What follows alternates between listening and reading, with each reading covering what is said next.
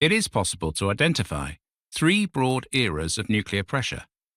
The first ran roughly from the late 1950s to the early 60s and saw the establishment of an overkill level of thermonuclear force, the open-ended adoption of mutually assured destruction, with all its moments of nervous emergency, and an agreement on the part of superpowers and declining powers about the moral need to put humanity on the line. The second era ran from the late 1970s to the late 80s, through Soviet movements in Europe and Atlantic neoliberal governments' escalation against the communist threat, and gave us much of the imagery that still stands for nuclear threat. The third, beginning somewhere around the start of the 2010s, has been characterized, on the contrary, by a relative lack of cultural imagination and a struggle to have nuclear readiness recognized as a political question at all. The emergencies of the first two nuclear eras still provide most of the cultural shorthands for nuclear threat, often now presented in a retro or quirky form, though many metrics put the danger higher in the 2020s than during the Cold War. Nuclear threat, as we're aware without often saying so, never disappeared. It just became difficult to think. In part, this depoliticization results from pressures that were enabled precisely by the victory in the Cold War, particularly the war on attention fought by American tech. Post-Cold War globalization helped get nuclear weapons pushed under the threshold at which they could be seen as political, with the political redefined in terms of more visible issues with more immediate payoffs. The nuclear imagination struggles, that is, under the regime of weaponized distraction enabled by the American Cold War victory itself. Attention to nuclear violence has been almost entirely replaced by attention to violence against the typologies laid out for individuals, or violence against identities. Identities are tradable qualities. Identities yield value, and so does the defense of identities.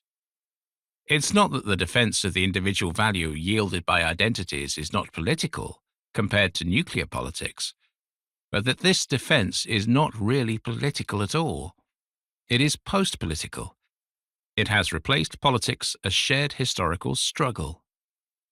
The post-political is what the superweapon will always try to guide us back towards. When the scope of the political is progressively reduced like this, the abstracted mass violence of nukes and their ability to carve up space and disable populations becomes more difficult to see. For Benoit Pelopidas, the ability to imagine nuclear war is crucial to being able to see nuclear disarmament as even a general possibility. Without cultures depicting nuclear violence or cultures depicting a world after nuclear weapons, the extinction unconscious settles into place unopposed. In what follows, I take up this reminder of the need to pick out the stakes of nuclear violence amid a stream of information with more obvious immediate cultural capital, and ask how Cold War cultures might be reconsidered as resources against the identity extinction complex. Nuclear realism needs permanent crisis. Only within permanent crisis can the continuity of nukes be assumed. Nowhere is this more obvious than in the UK, the first leader of both nuclear technology and nuclear moralism, and the main focus of this book.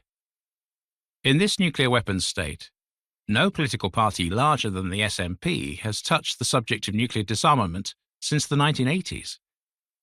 Since their adoption, and even before, nukes have been deemed normal and natural. A nuclear superweapon, the weapon able to command all space, is homely in Britain in a particularly intractable way. And Elaine Scarry considers the capture of sovereignty by out-of-ratio weapons, weapons that constitute a general existential threat but which are controlled by tiny groups. She goes back to the founding conditions of British citizenship. Out-of-ratio weapons mark a democratic foreclosure, a point at which the protection of official democracy begins to make actual democracy impossible, and meaningful progress ends.